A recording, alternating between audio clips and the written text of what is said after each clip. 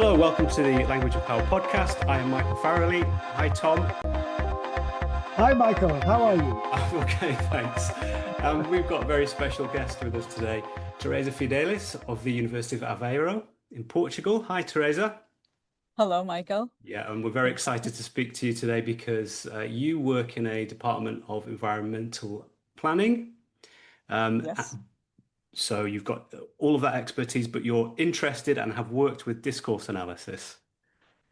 Yeah, thank you for the question. Well, yes, I teach environmental planning to environmental engineers, basically. And in environmental planning, I have to talk about policy documents, environmental policy documents, which usually is a topic that is not very welcome by students of engineering because they believe it is only rhetoric. And they have no numbers usually, or less numbers. So I had to find ways to teach about policy documents in a different way. And I, by chance, found discourse analysis. And this, in fact, made a difference in the teaching and also made a huge difference in my research work for many, many years. And it's under development. And so, because I found that by using discourse analysis, I could bring quantitative analysis of policy documents. And so by doing this, to transform the teaching of environmental policy documents to environmental engineering students more interesting. Okay. Yeah, it was a way, sort of a window to transform the teaching of policy documents, basically. And this was one of the motivations to use discourse analysis in my research and to develop the analysis of policy documents in Portugal and also in the European community in other contexts with different research objectives, basically. So to make the point to the listeners, I am not an expert on policy, on discourse analysis whatsoever, but I have been using it as a tool to study policy documents and also policy like plans and programs, but also legislation and regulations. I've explored a bit using discourse analysis, though I know that law experts do not like us to do this, but I feel that I'm free to explore. Yeah. Wonderful. Well, can I just have really interesting what you say there, and that thing about the law experts, I'm sure we'll come back to. But you talk about teaching policy documents to engineers. Yes. Can you tell us a bit what? I didn't realize such a thing happened. What did teaching policy documents to engineers look like before you discovered discourse analysis? What did you teach them, and what was the point of teaching them about policy documents? Well, and so how has this been enriched by your new understanding? Well, Tom, thank you for the question. Yeah, I had to teach policy documents because the environmental engineers should know the context under which they develop their activities. For instance, here, the acts of engineering, okay, the actions of the engineers includes policy documents, local environmental plans, spatial development plans, river basin management plans, water resources plans, waste management plans. So these are policy documents, okay, that are supposed to be made by them when they reach a certain stage in their career, or when they work in consultancy companies, for instance, to do this type of plans. And also, they need to know about this type of policy documents, environmental laws, or major policy plans of the country or of Europe, because they frame the activities of environmental engineering. Okay, they frame the decisions on environmental engineering. So they should know about what is the institutional context in which they work. Okay, this is the purpose of teaching environmental policy documents. I do not teach discourse analysis for them, but I use discourse analysis as a tool that they can as a tool to show them the content of the plans in a way, and also as a tool that they can use in their work, okay, in some group work in the course of environmental planning, that they can use to explore the contents of the plans and then to show to the colleagues, okay, in the group work. So Nice. in fact, it has become a transforming tool for teaching and for researching. Yeah. Very, very interesting. So you teach a little bit that they can use in hands-on I sessions teach a during little the bit, training, yeah. but primarily it's you do the analysis, and that helps you present the contents of the policy documents for them to understand. Yeah, that's right. That's right. Fantastic. Yeah, but let me just point out, because I mentioned the quantitative analysis, okay? And the quantitative analysis is usually about the embeddedness of particular terms in the contents of the documents. But obviously, just to analyze the number of words that a document has, it seems a bit silly, okay? It seems a bit silly. But if we compare the embeddedness of particular terms among different countries or among different regions, so it's the patterns, the difference of the patterns, then we start to get interesting insights using quantitative analysis of documents. Yeah, So, that's fantastic. Yeah.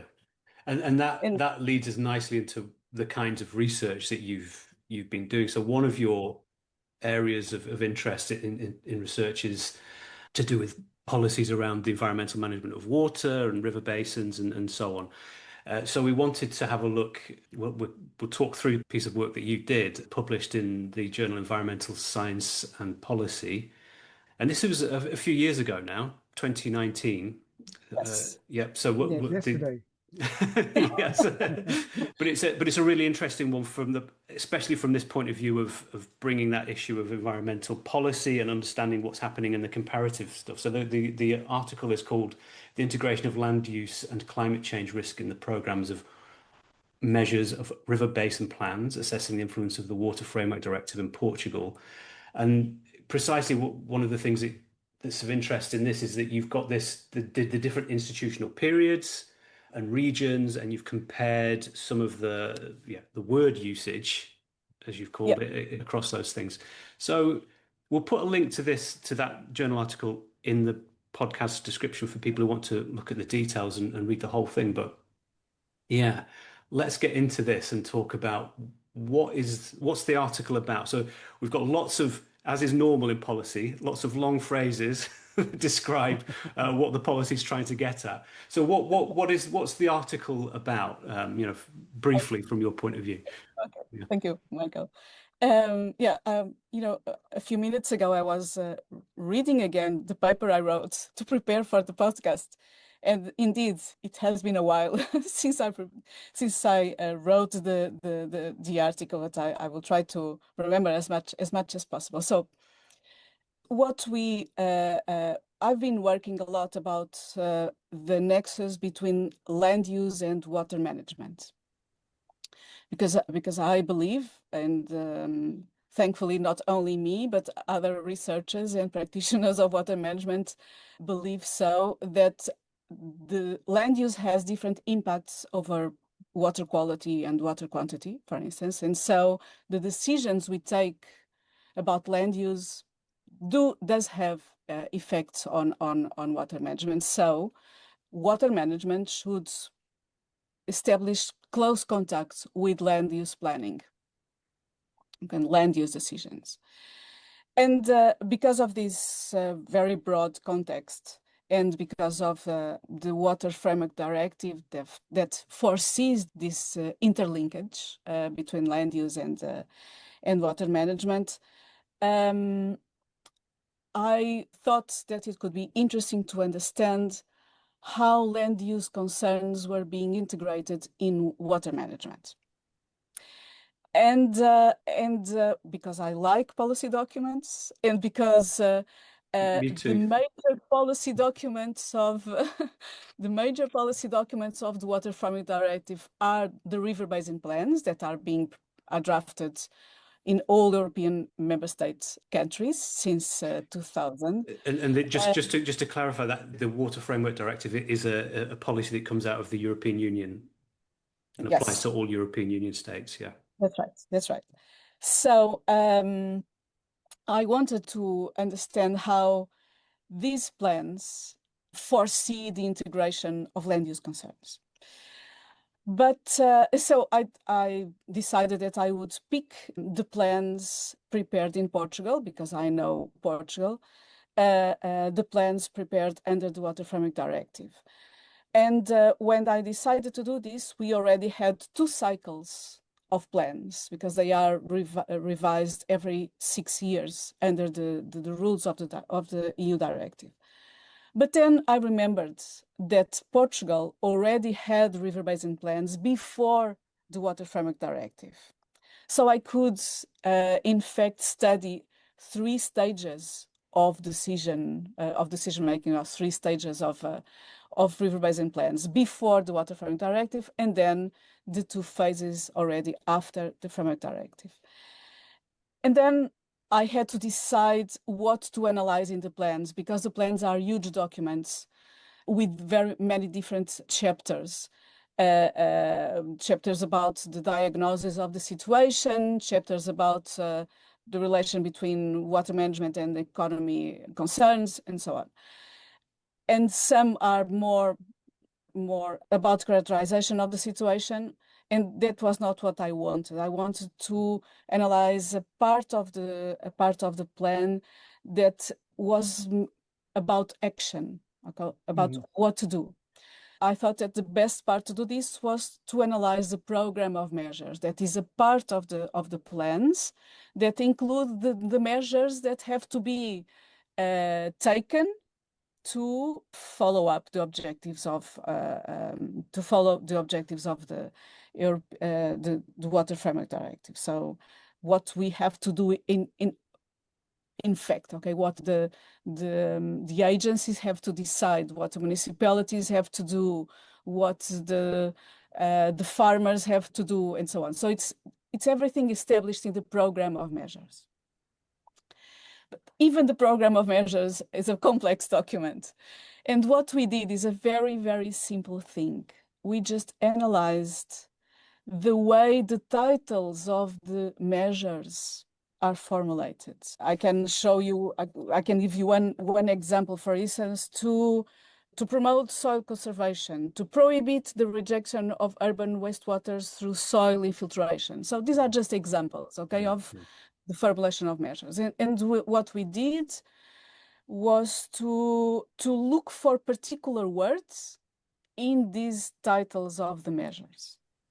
Yeah. Can I just get a point of clarity here? This is, I'm following what you're saying. So the Water Framework Directive, the WFD, that came down from the European Union, and that was a strategy, a list of aspirations.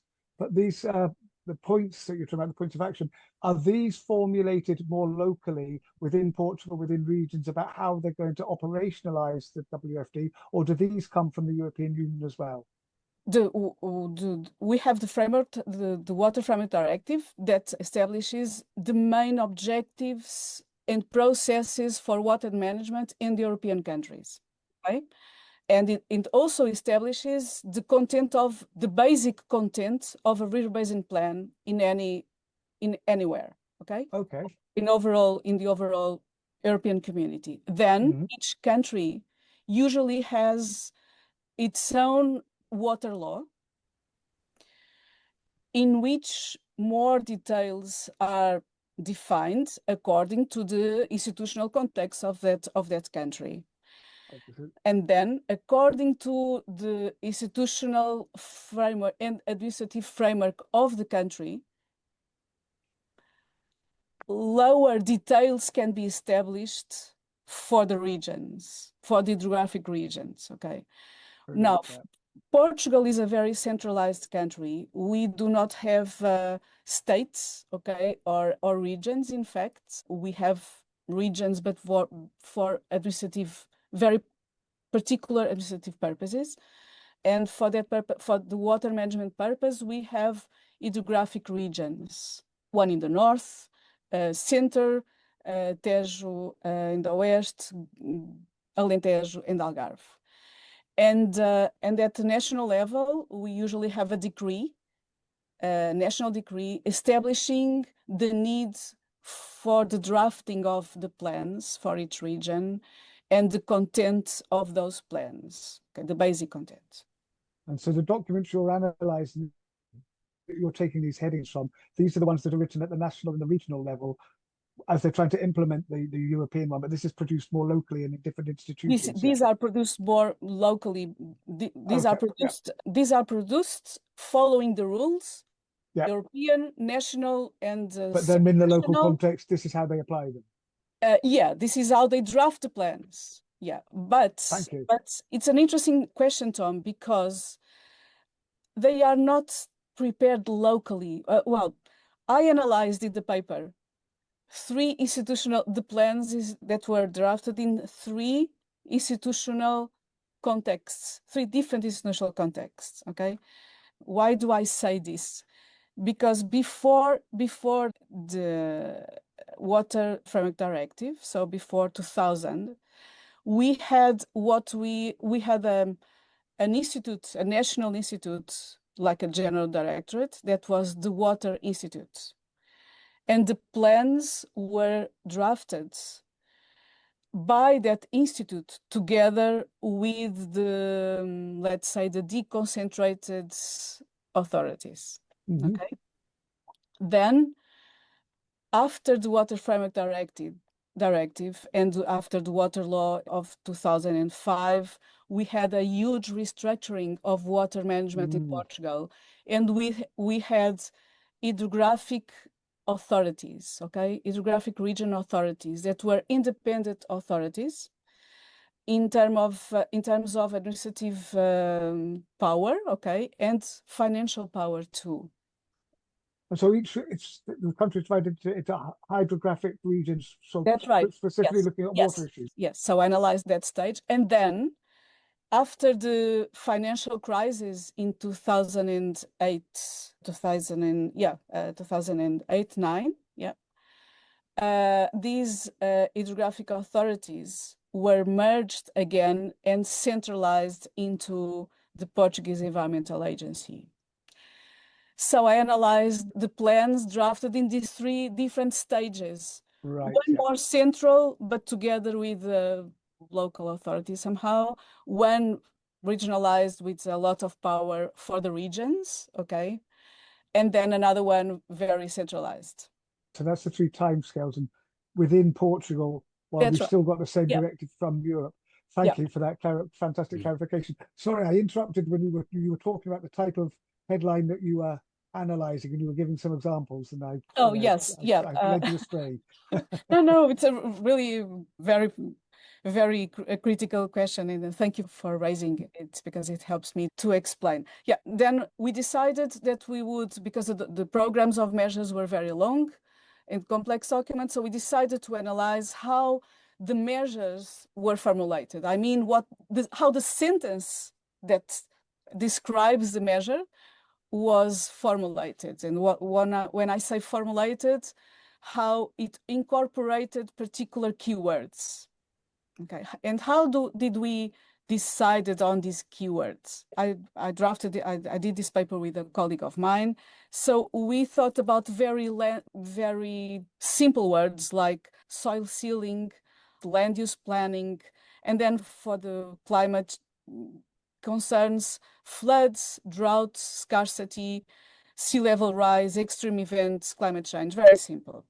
But together with this, we did a preliminary reading of some of the programs of measures just to check that these words would make sense, okay, in the context. So to make sure that these words did appear somehow in some of the measures, and to check that there were no other words used that could be useful for our search. So this was a merge of, first, to think about words, and second, to find words in the documents that could enrich our preliminary words, or that usually I think that in the discourse analysis, this is called the coding exercise, okay? And then we search for these words in the programs of measures of the 3 stages, okay? So we had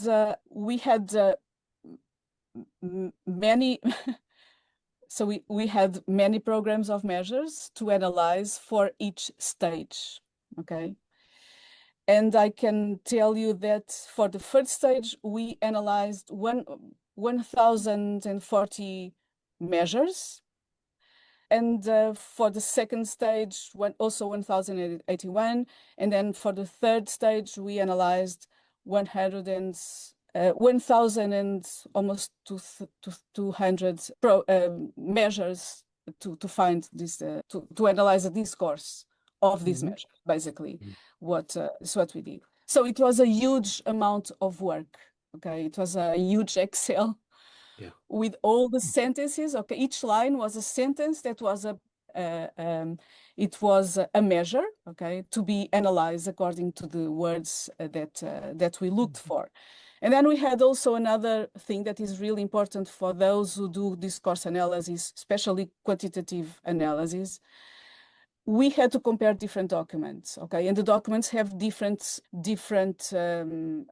contents, okay. One were shorter, others were medium, others were very long, okay. So we had to divide each of them with the total amount of words, okay, so that we could compare and make percentages. Normalizing the frequency. Normalizing the frequency. This is critical to do quantitative content analysis. Yeah, and so we then made the analysis. We made graphics, okay, with the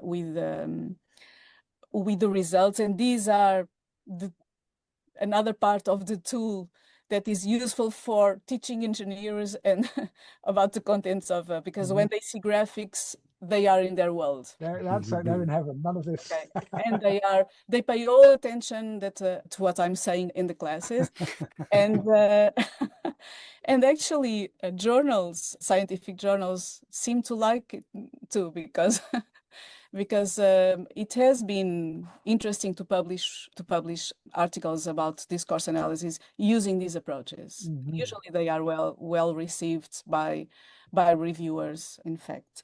Going back to so the journal where you published this, Environmental Science and Policy, that would normally not do discourse analysis. This was quite unusual for that to be published in this journal. Is it? Well, that was not.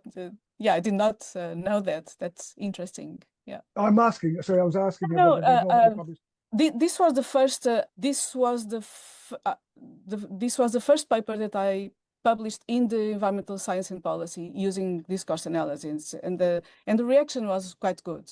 Oh, great! No, that's very fantastic. good. I also published in the land use policy, also. And in another Journal of Criminal Production, they also welcome papers with discourse analysis as long as it is about environmental issues. And that's brilliant. We end up publishing all our papers in linguistic journals, which are just for other linguists to read. It's actually much more interesting to see journals being published in, professional institutional journals where the people involved in these processes are reading them rather than just other linguists. So it's great to see that outreach.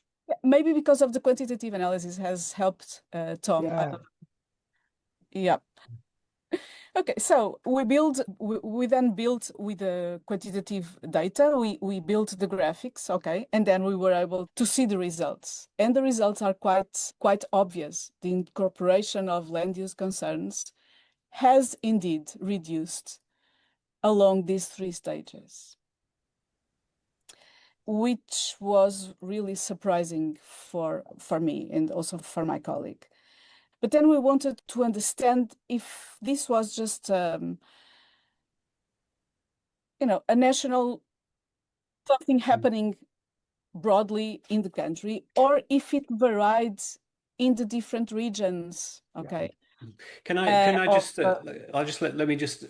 So what you're saying is that your analysis is showing that in these water-based policies, the concern with land use as an issue is decreased over these 3 periods.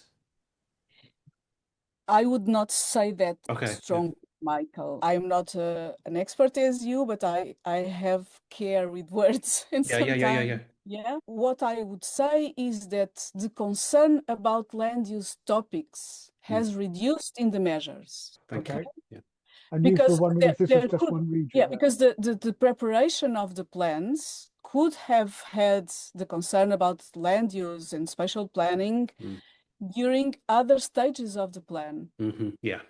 Right? Like the diagnosis and the understanding what was going on, it could be there, okay? But in the definition of the measures, the concerns related to soil or to land use or to imperviousness of the soil, or it doesn't appear, okay? It disappears somehow.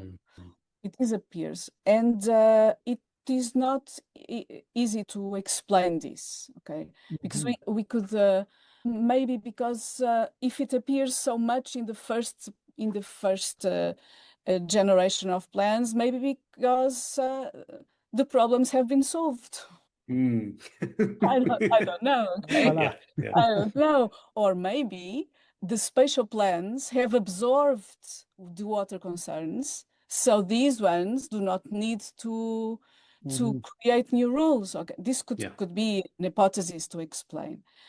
But then we were not satisfied, and we looked into the regions, okay, to see if in the north or the inclusion of these concerns is higher than in the south. And we have different land use problems and different water managements. I'm not going to bother you with this, but for the land use concerns, we did not find so many differences between regions.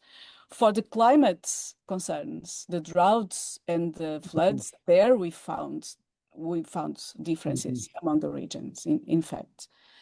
But for the land use topics, the patterns are basically the same, except I would say for Algarve.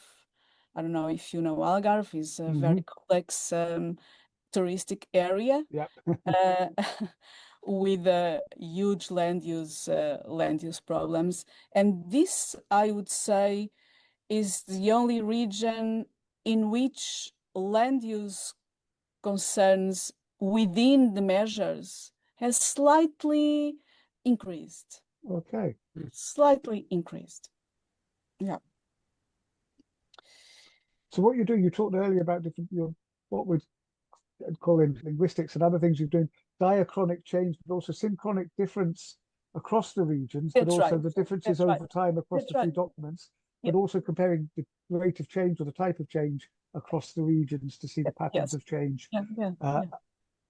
And that's what surprised me, how could I find these results? Okay, just using discourse analysis. It's incredible, the power of the tool to find systematic differences between different institutional contexts or stages and between different regions. It's incredible, the power of the tool, in fact. But also the power of the people involved in it. For this, you are an expert in this area, so you knew how to set up the searches, what to look for and how to interpret and where to look. So it's that important mixture between the discourse analytical skills and the tool, which is very powerful, but it's only powerful and telling us really important stuff when you've got people who know the area, the field, absolutely, involved in setting absolutely, up. And then to disseminate these and to discuss these results with the technicians that were involved in the plans. And after concluding this research, we asked for a meeting to the Portuguese Environmental Agency to share these results, to discuss with them the results that we found, because sometimes people, they do not have a notion, they are not conscious of these results. They are not aware of this type of. So that's very interesting. So you did the discourse analysis and you found out some very interesting findings. And then the next stage was to take this back to politicians, to engineers. Who were the people you took these findings back to? Well, I took these results to the Portuguese Environmental Agency, that is now the authority responsible for drafting and implementing the river basin plans. Yeah, because everything has been centralized now. The geographic regions, they still exist, but as as agencies or small agencies of the national agency. Okay. So the people you took them back to, they were the people involved in formulating these plans, or at least the That's third right. version of it. So these were the very people who produced the third That's right. Yes. series, and you Great. went back and said, "Okay, this is what I This found is about what was happening. produced and what's Yeah. changed since the other two setups." Fantastic. Yeah. Okay, and what was their response to that? Yeah, How yeah. much What did did they expand? say about this? Don't keep us hanging Well, on. Exactly. Was it positively received? That's the most well, important thing. their reaction was really interesting because first they say that, well, the results are quite interesting, but we are not sure if that is very relevant for the implementation of the measures. Okay. Because I analyzed the measures, okay, and so the first reaction was, well, okay, this is a research, a scientific study, okay, these guys that are there up there in the universities, and this does not influence the importance of the measures and how they are going to be implemented. Okay. That's their major concern, okay? But then when I explain to them the power of these measures for other actors, and this leads us to another issue of the article, when I discuss with them that these measures are not only for their own consumption, these plans are for the society, are for other authorities, because water is not a concern only of the Portuguese Environmental Agency.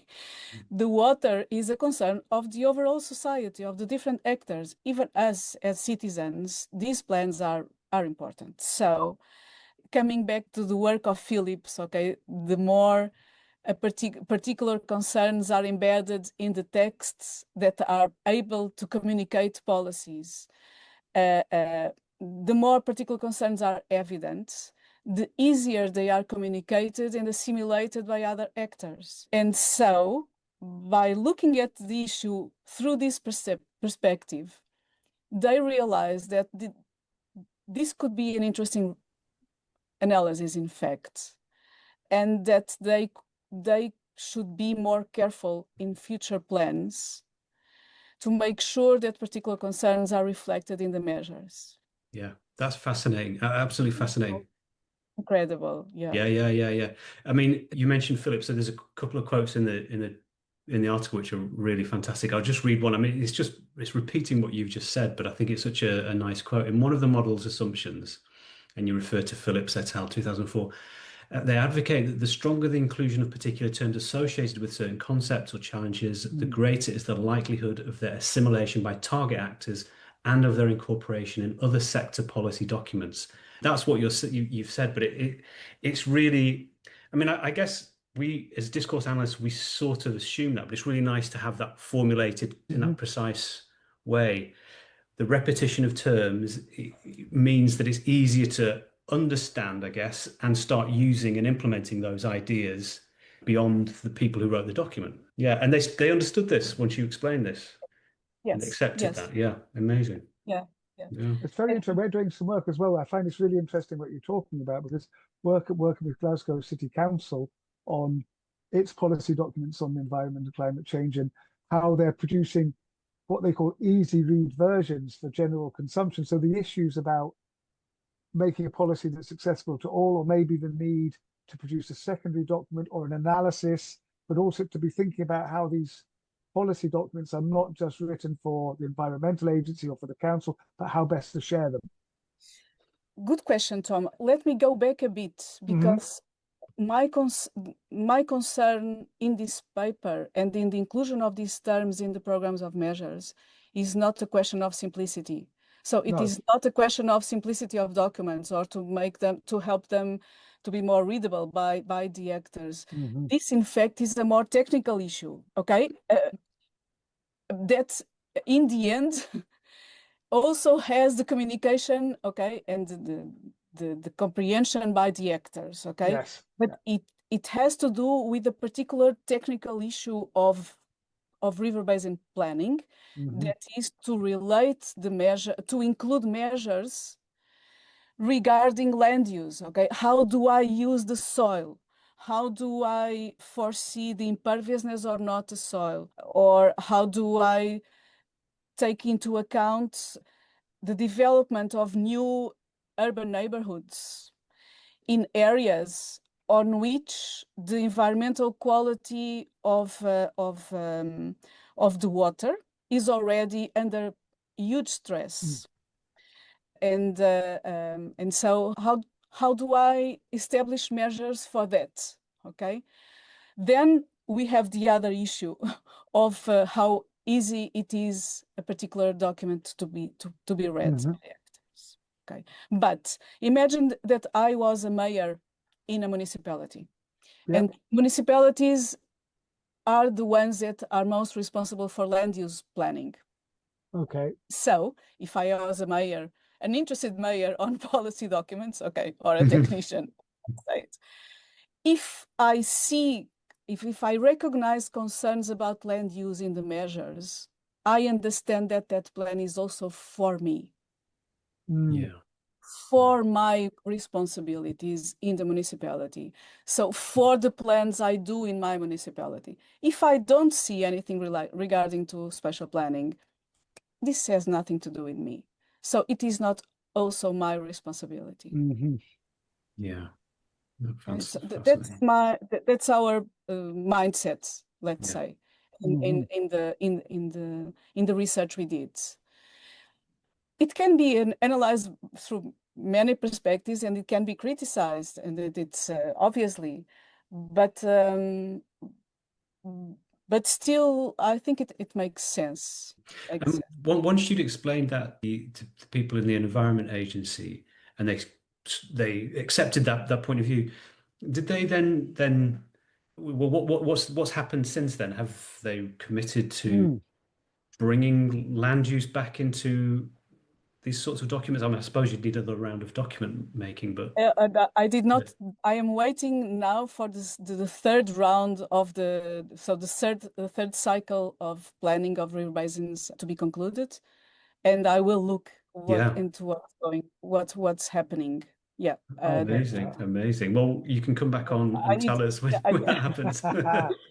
I need a young researcher to help me to do the countings, or the artificial intelligence to help me to do the countings. But yeah, I want to see what's going on now.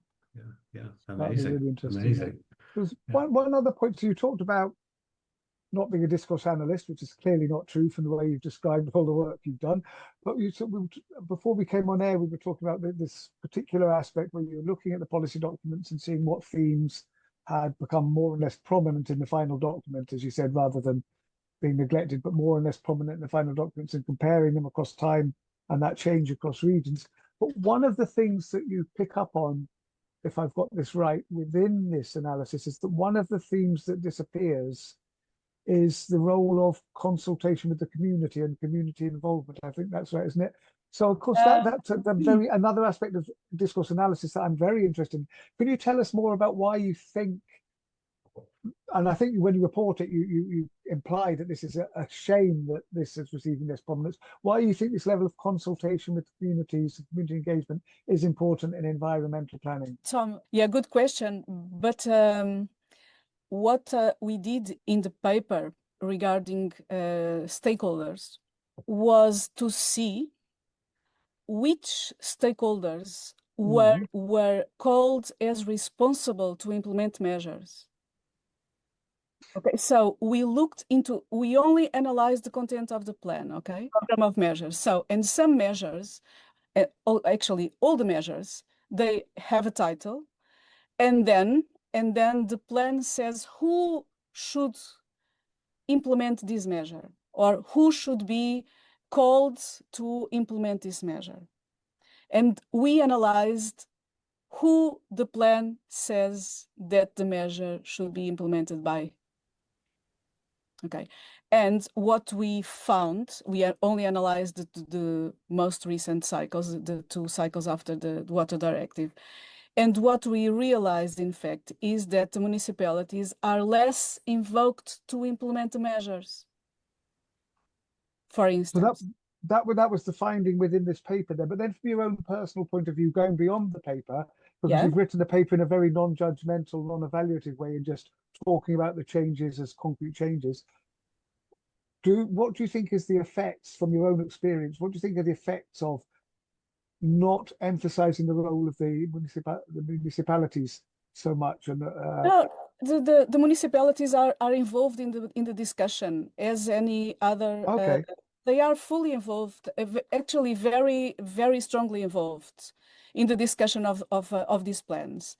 We usually have a period of it's a long period, 3 or more months, okay, to put everyone discussing the plans, different authorities, central authorities, different authorities at regional level or deconcentrated level, hmm, and also all the municipalities.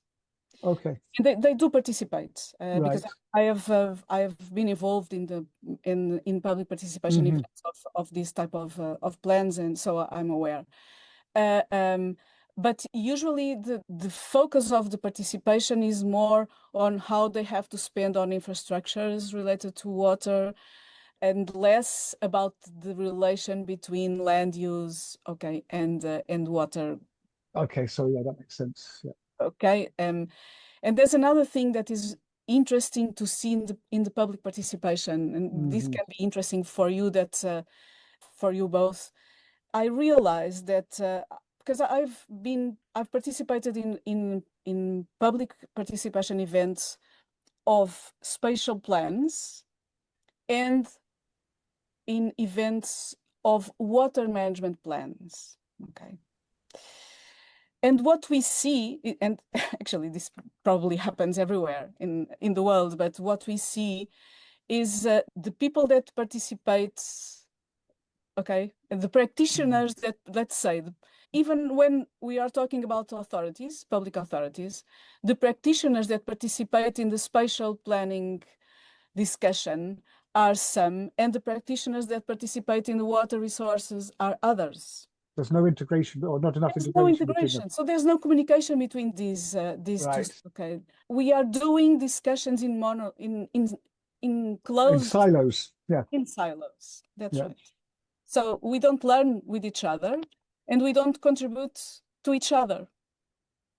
Okay. Fascinating. Okay. I now fully understand what you were saying there. So again, connecting to an earlier point you made, and if when you're talking about the municipalities, if they don't see this connection to the land and talk about water use in these documents, they're going to continue to siloize it and not to try and integrate them because the document is pointing them in that direction. So it's Yeah, important for practice. yeah, and the practitioner, yeah, and also the practitioners, for instance, when a mayor tells their practitioners to go and participate in the participation event of a river basin plan, he calls for water-related practitioners, not spatial planning practitioners, for instance. Yeah. No, very interesting. Okay, and this happens everywhere, in fact, and it is making the public participation events poorer Mm, because we need to cross-cut concerns yeah. in these public participation events. That's how the society learns, and that's how we learn also about the plans and And the public participation events, these will be events held in the town hall to which anyone can come, yeah? Is that yes, yeah, yeah. yes, in town hall or in on the regional deconcentrated agencies. Yes, but they And are to so everyone. you're getting specialists coming in maybe from water, maybe from land, but to the community that's impoverishing because they're not seeing the whole, and the community won't divide it that way. They'll see it as this big integrated problem about their community, and so getting an individual fix isn't responding to their understandings and needs either. Fantastic. Oh yeah, love it. Very Yeah, interesting. yeah, that's it, Tom. Thank you. That's been an absolutely lovely description of a kind of cross-disciplinary use of discourse analysis in a particular policy situation, but that description of how that clear use of language that you found in your analysis and how that's then been brought to the policy makers, the writers of those policies, and the problem that you've identified and they've come to see. Absolutely fantastic.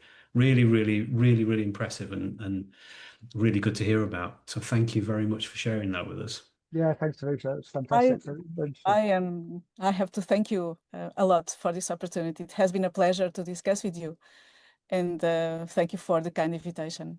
Yeah, Well, we'll be very interested in hearing welcome. follow-up when you continue looking Absolutely. Yeah, at the part two, effects on the hopefully, later rating. sometime Yeah. down the line. That'll be it. Okay, well, thanks, everybody. We'll sign off and see you next time.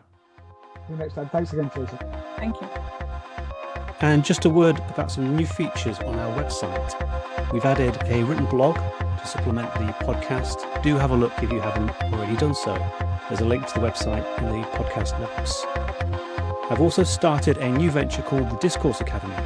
The Discourse Academy is a forum for developing, deliberating and learning about methods of critical discourse analysis. If you're interested, there's a link in the description. Our first major event is September 2025, which is a series of free webinars on analysing the representation of social actors.